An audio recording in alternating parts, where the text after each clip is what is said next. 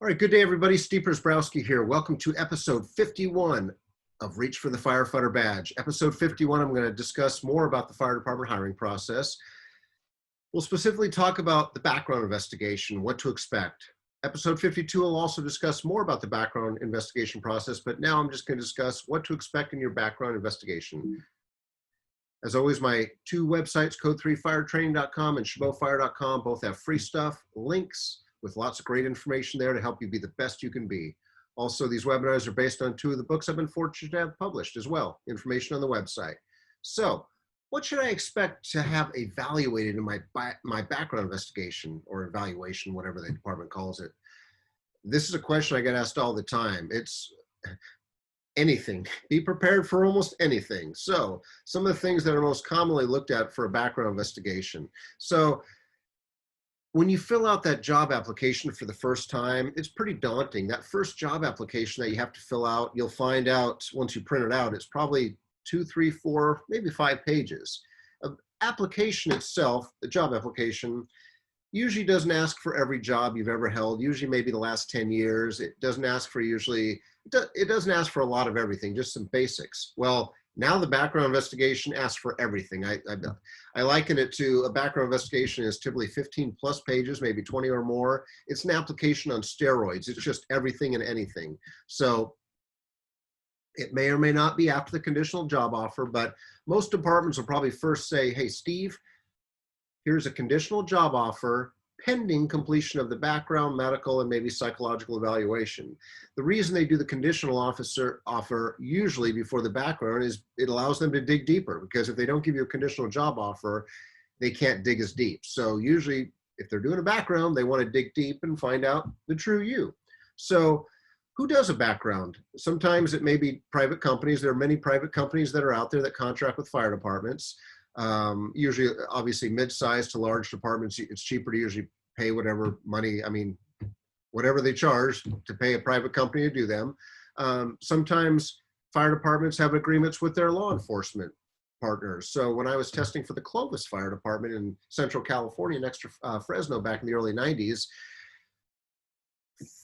Clovis had 4 stations at the time, and I remember getting a phone call from basically police officer saying, hi, I'm sorry, got a frog in my throat, excuse me 1 second. Getting a call saying, hey, I'm a police officer, I'm doing your investigation, blah, blah, blah. And it's like, oh, okay. So usually it's just an agreement that's made with the fire department, because again, to do a background investigation, not anybody should be doing a background investigation. There should be training involved, certification involved, and that's usually the folks that do the background investigation. So anyway, or it may be fire department personnel. Sometimes the folks that are in the Fire Prevention Bureau, or specifically arson investigators, because arson investigators are typically peace officers, they usually have a higher training level, and they may be the ones doing the backgrounds. Doesn't matter who's doing it, they're still using the same form typically. Here's the thing, that's a key point. You may have a week or 2 at the most to complete it. And if you've never completed a 15, 20, 25 page background investigation, which is going to ask for a ton of stuff, which I'll talk about, that may not be enough time. Excuse me, especially if you're working or you're traveling or something else. You don't have a lot of time. That's why I encourage you to download one from my website, chabotfire.com. Go to my free stuff link. And I've got a sample background packet. It may not be the same one that you have to fill out, but it's going to give you an idea of what they're looking for, so you're not caught off guard. So, as I shared, if you go to chabotfire.com, click the free stuff link, and then scroll down toward the bottom, you'll see a Word document, that sample background investigation packet. It's something I found on the internet. You could probably Google that and find out your own stuff as well too, but it's a pretty legitimate background packet.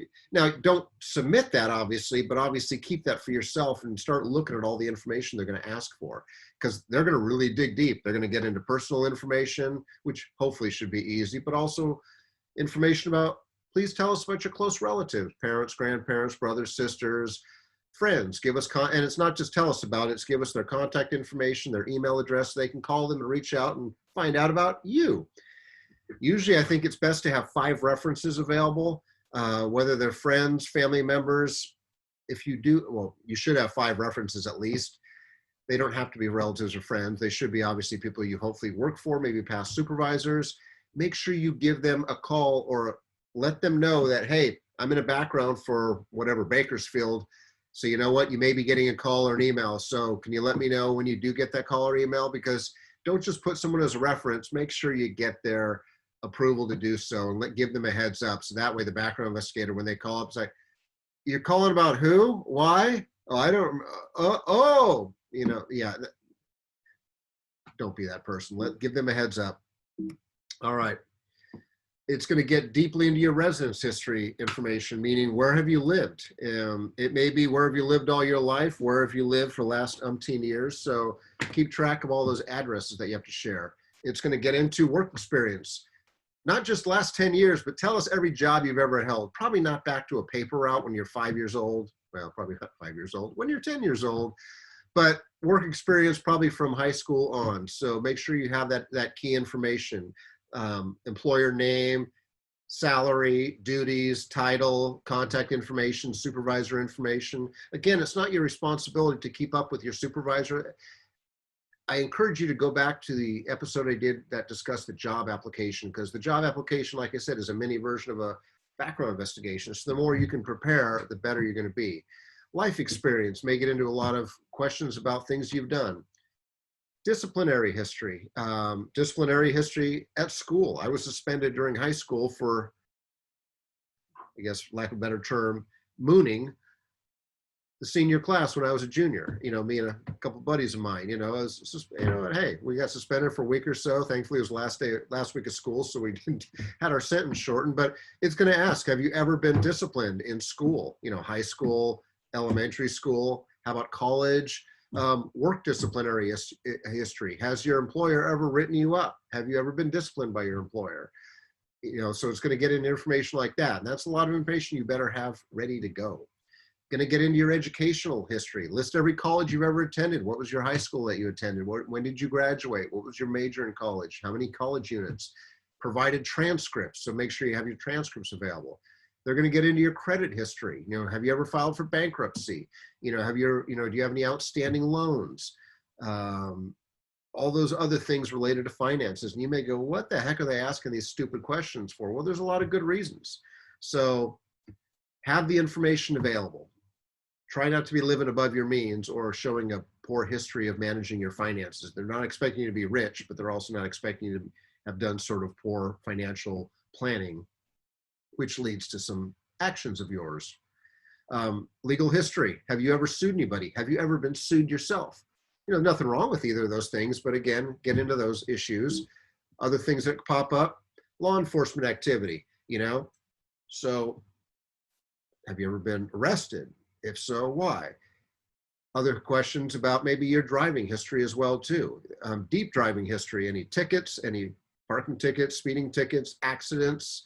Provide a DMV printout. They may ask you to do a full DMV printout as well too. And obviously if you were arrested for anything, list all those details as well. Any drug or medication usage, you know, not just prescription, but recreational. You know, what's your alcohol intake as well too? Do you, when's the last time you've tried marijuana? Have you ever tried marijuana? How much have you tried? How much have you smoked over the years? Or is it edible? I mean, so be prepared to answer these questions. And if you do have a psychological evaluation, which is usually after a background, realize that a lot of these questions are also going to show up there. So make sure whatever you're answering here is consistent as you move forward. If you have a psychological evaluation and especially a polygraph, because sometimes a polygraph is done to compare the background with the psychological evaluation and see if there's any discrepancies. The first background is probably the toughest to complete because again, you don't have all the information, but I shared earlier, I encourage you to go to my website, download that free version, start looking through that stuff. And there's many other things I didn't even mention, but those are the key things they're looking for. They're also going to ask you, tell us about every fire department you've ever applied for. What was the name of the department? How did you do? You know, did you get a job offer? So, I mean, there's so much information in some of it that you're going, huh? How do I get that? Start digging. But once you get the first one done, it sure makes it easier. And I mentioned on a few slides earlier that you may have a week or two to complete it. Well, if a department, say, is hiring 20 people, it's not uncommon for them to maybe background double that amount. So if they want to hire 20, they may background 40, knowing that some are going to back out, some are going to probably put things on their background that the fire chief is going to probably go, I'm going to pass on that right now. You'll never know why, because very rarely will a department tell you why they passed on you. So you may not know it was because of your background, or it was because of the medical, or because of the psychological. It's usually just, you know what, thank you very much for applying. We're selecting another candidate. Please test again, because we don't blackball you. Please test again. And I've known many people that it's like, what did I do? Was it the background, the psych? Sorry, they're not going to tell you because they don't want a lawsuit. So that's why it's, it sort of sucks for you, the candidate, but it is done for a reason, to protect the department. And I've known many people that didn't get selected by a department. Maybe it was the background, maybe the psych, medical, and then they tried again next year or the year after, then they got hired. So you know what? Hey, persistence and tenacity is key. But get that first one done on that sample that I shared earlier, and that makes the other ones easier. Plus, let's say the department background investigator tells you, hey, by the way, Steve, you have 2 weeks to fill it out, or maybe a week. But you know what? Since we're processing so many applications, the sooner you can get it done, the better it's going to be for you. Don't tell me that's not an incentive to get it done. I mean, I'm not saying it's going to hurt you if you wait till the last minute and submit it on the last day, but again, I don't know. You never know. Also, really especially important, make sure you save the information clearly, because when you look at the information that is asked for in the background investigation, there's a lot of confidential information. Now, obviously, when you go for a background investigation, you have to trust the background investigators because they're bonded and they're trained and licensed and everything else. So those folks know to keep it secure. But when you're keeping that sample for yourself, make sure you keep it somehow secure, backed up, whatever format you feel is most secure, so no one steals your data. So very critical, especially when you're talking about finances or other things. In the next episode, number 52, we're going to discuss how to best prepare for your background investigation. So we've talked about the basics of a background investigation. Next, we'll get into how to best prepare. So until next time, thank you very much for the gift of your time. Here's my contact information as always, my social media footprint. Until the next time, y'all take care, y'all be safe, and we'll see you soon.